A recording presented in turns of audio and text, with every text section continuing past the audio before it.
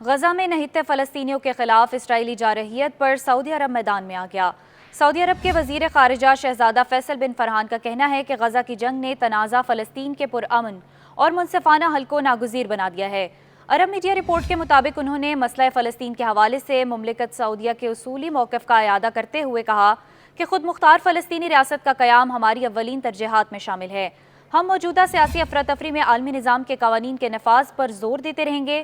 شہزادہ فیصل بن فرحان نے غزہ کی پٹی میں جنگ بندی کی اہمیت پر زور دیتے ہوئے کہا کہ جب تک فلسطینی ریاست قائم نہیں ہوگی، خطے میں امن اور سلامتی کا خواب پورا نہیں ہو سکتا۔ انہوں نے اس بات پر بھی زور دیا کہ عالمی برادری اس بات پر متفق ہے کہ خطے میں استحکام کا حل صرف فلسطینی ریاست کے قیام میں مضمر ہے۔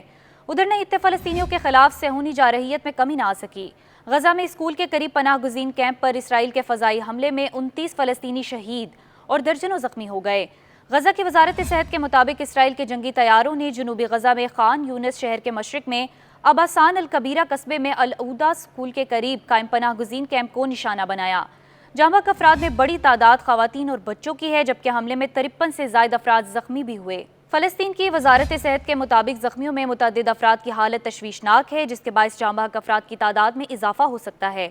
غزہ کے سرکاری میڈیا آفس نے اپنے بیان میں کہا کہ اقوام متحدہ کے زیر انتظام چلنے والے اسکول میں بے گھر خاندانوں کو پناہ دی گئی تھی۔ یاد رہے کہ 7 اکتوبر سے غزہ میں جاری اسرائیلی جارحیت میں اب تک 38,000 سے زائد فلسطینی شہید ہو چکے ہیں۔ دوسری جانب غزہ کی پٹی پر اسرائیلی جنگ کو روکنے اور ایک اور معاہدے تک پہنچنے کے لیے مذاکراتی کوششیں جاری ہیں۔ عرب میڈیا ذرائع نے دوحہ میں غزہ معاہدے کے مذاکرات دوبارہ شروع ہونے کی تصدیق کی ہے، لیکن اسرائیلی حملوں کے بعد حماس نے خبردار کیا ہے کہ شہریوں پر حملوں سے جنگ بندی مذاکرات کو خطرہ لاحق کر سکتی ہے۔ حماس کے پولیٹیکل بیورو کے سربراہ اسماعیل ہنیہ کا کہنا ہے کہ غزہ میں اسرائیلی فوجی کارروائیوں سے جنگ بندی کے مذاکرات دوبارہ صفر کی سطح پر آ سکتے ہیں۔ عرب میڈیا کے مطابق حماس نے سوشل میڈیا پر پوسٹ کردہ ایک بیان میں کہا کہ اسماعیل ہنیہ نے ثالثی کرانے والے ممالک کی قیادت کے ساتھ فون پر بات کی، جس میں انہوں نے اسرائیلی وزیر اعظم نیتن یاہو اور ان کی فوج کو مذاکرات کے ممکنہ خاتمے کے لیے مکمل طور پر ذمہ دار ٹھہرایا۔ حماس نے مزید کہا کہ نیتن یاہو غزہ میں جنگ کے خاتمے کے لیے ایک معاہدے تک پہنچنے کی خاطر ہونے والے مذاکرات کے درمیان جنگ بندی کے مذاکرات میں رکاوٹیں ڈال رہے ہیں۔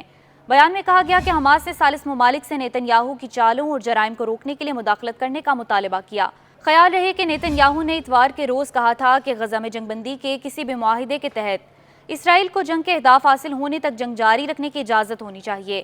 پیر کے روز اسرائیلی ٹینک غزہ شہر کے مرکز میں رات بھر کی بمباری کے بعد داخل ہوئے، جس میں غزہ میں حکام کے مطابق درجنوں افراد شہید ہوئے۔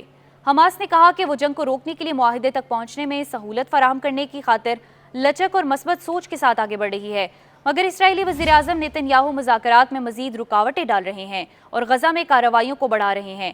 حماس نے ہفتے کے روز غزہ میں جاری جنگ کو ختم کرنے کے لیے امریکی منصوبے کے ایک اہم حصے کو قبول کرتے ہوئے مستقبل کی جنگ بندی کے اپنے مطالبے کو ترک کرنے کا اعلان کیا تھا۔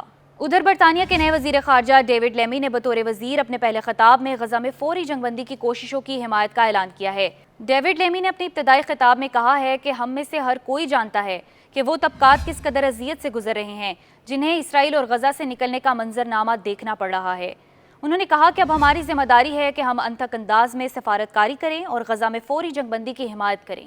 انہوں نے مزید کہا کہ امریکی صدر جو بائیڈن کی جنگ بندی کے لیے تمام تر کوششوں کی ہر ممکن حد تک حمایت کرتے ہیں۔ واضح رہے اسرائیل کے سب سے بڑے اتحادی ملک امریکہ کے صدر جو بائیڈن نے غزہ جنگ کے تقریباً 8 ماہ مکمل ہونے کے بعد غزہ میں جنگ بندی کے لیے 31 مئی کو ایک فارمولہ پیش کیا تھا۔ غزہ جنگ کے 9 ماہ مکمل ہونے پر برطانوی وزارت خارجہ کا قلمدان سنبھالنے کے ساتھ ہی ڈیوڈ لیمی نے جو بائیڈن فارمولے کی مکمل تائید کی ہے۔